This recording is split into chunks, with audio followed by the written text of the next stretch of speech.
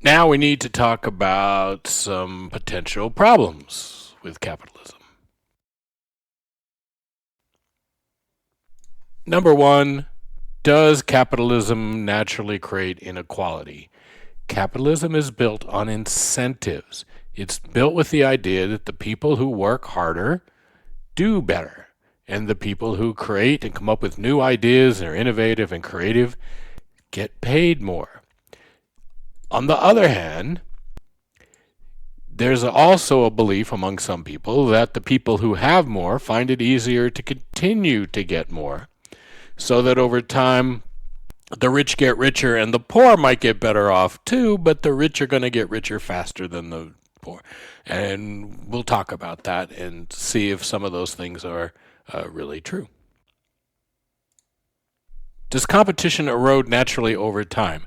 In the 1800s, we went fairly quickly from there being competition to there being almost no competition in a lot of industries, not just a few industries, but a lot of industries.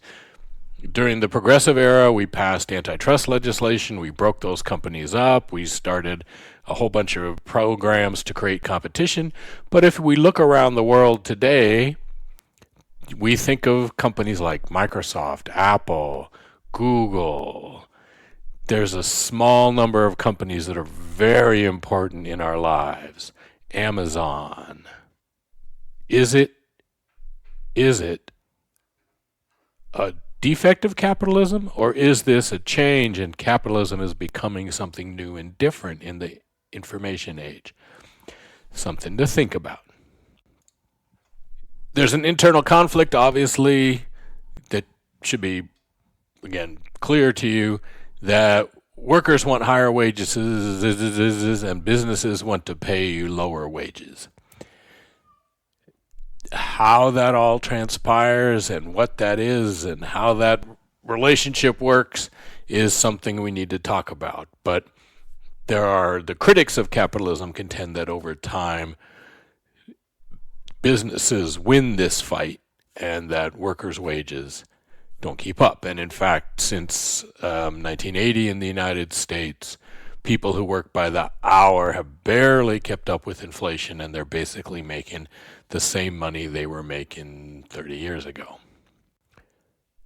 In the late 1800s, we had a bunch of people who were called the robber barons. Some of the more famous ones are up here: J.P. Morgan, Andrew Carnegie, Cornelius Vanderbilt. After the Civil War, Johnson's the president and then Grant's the president. We then get a series of American presidents who are one-term presidents and aren't remembered for much, except that more or less they're kind of in the pockets of these guys. The railroad workers go out on strike because there's bad pay and bad working conditions and all this other stuff, and the robber barons appeal to the president, who sends the army in to do not nice things to the railroad workers. The U.S. government actively fights against labor unions and attempts by workers to engage themselves in the capitalist enterprise and sort of sells out to the robber barons. It leads to the progressive era, and we'll talk about that in a second, but some very interesting views of the world, right? J.P. Morgan and Carnegie and Vanderbilt, these guys control huge sectors of the American economy. Some terms we want to throw out here. One is social Darwinism. Darwin did not invent the phrase survival of the fittest. This guy on our screen here did. His name is Herbert Spencer. He believed, and lots of modern people believed, and still believe, that there are people who are better, smarter, brighter than others, and that those people are going to do better. And social Darwinism essentially says if people are poor, it's nature that made them poor. It's their lack of innate ability or whatever, and the rich are rich because they're smarter and better and blah, blah, blah, and survival of the fittest. You can obviously point out that different people start in different spots. If you start out with $500 million, you're probably going to do better than if you start out living in poverty. If you go to a really good school, you're going to do better. People who graduate from Harvard do better than people who graduate from community college somewhere. So argue back and forth, but again, this is a term we need to know. Contestable markets is another term that is from modern economics, and it essentially says that as long as competition is possible in a market, the market works just as if there is competition. So if you think about Microsoft or Google, it's possible that somebody would come along with some new idea and very quickly wipe them out. Microsoft was a contractor for IBM, and IBM produced most of the computer hardware in the world, and IBM got wiped out in a very short period of time, and people thought they were going to end up being bankrupt. They turned themselves from a hardware company into a services and artificial intelligence company because their market was contestable. They didn't have competition, but it was possible that competition would come in. So some economists believe that we don't actually need competition as long as the threat of competition is there. And tied to all of this is this French phrase laissez-faire, which basically says that the economy will work the best if the government keeps their hands off, even if there isn't as much competition as there should be, or other things aren't quite the way Adam Smith related to them. Laissez-faire capitalism says that it's still the best outcome if we let the system work on its own and not have government be involved. So some terminology there that you might hear other places and you need to understand. All right, a few other issues. We already talked about externalities. When people are making decisions that affect other folks who don't have a say in those decisions, that's a problem. That means that the market is not actually equating the true costs and benefits, because some of those costs are shuffled off onto somebody else, or some of the benefits are earned by somebody else. If we put a park into your neighborhood, property values will go up.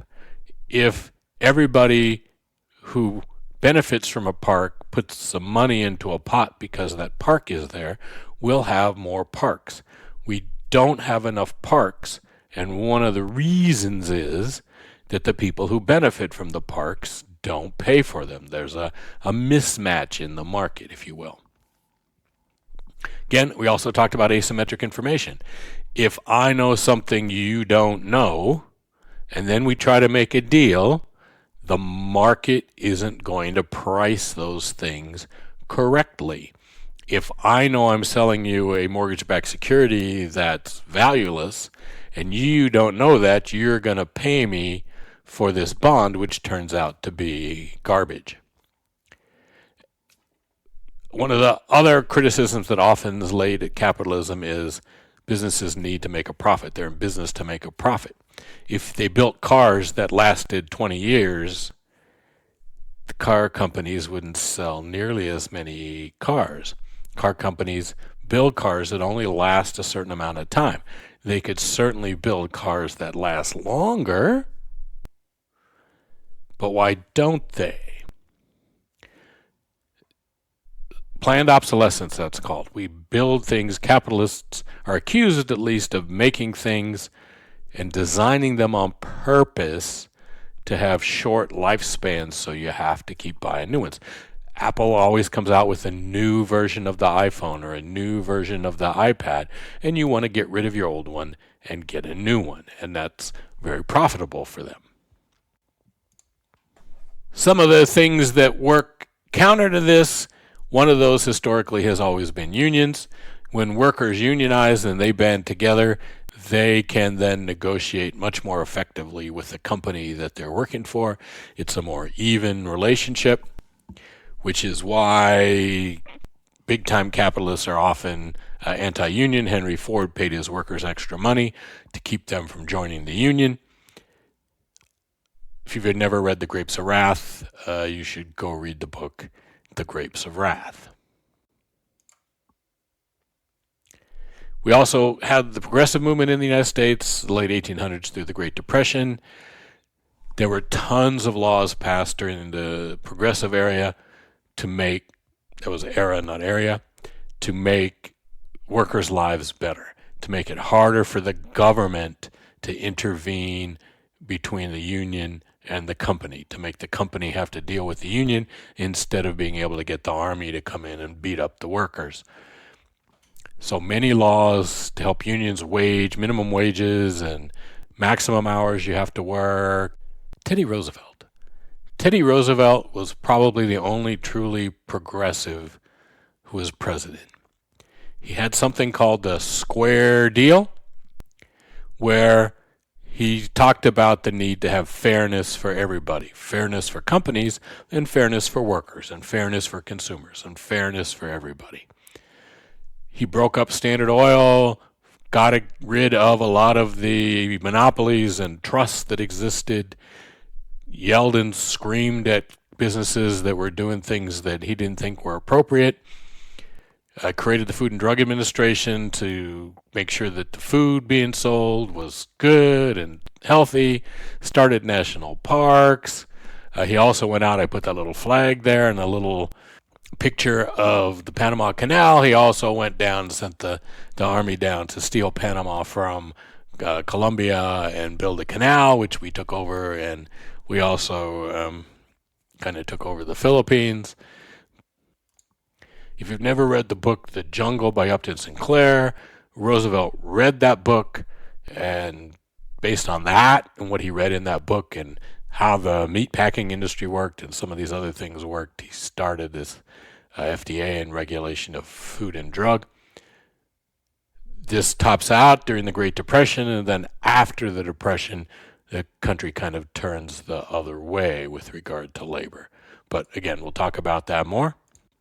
This guy we're going to talk about here, what Karl Marx is going to yell about is that there's unequal power relationships in capitalism, that the capitalists have power essentially to exploit the workers, and that there's decision making by the few.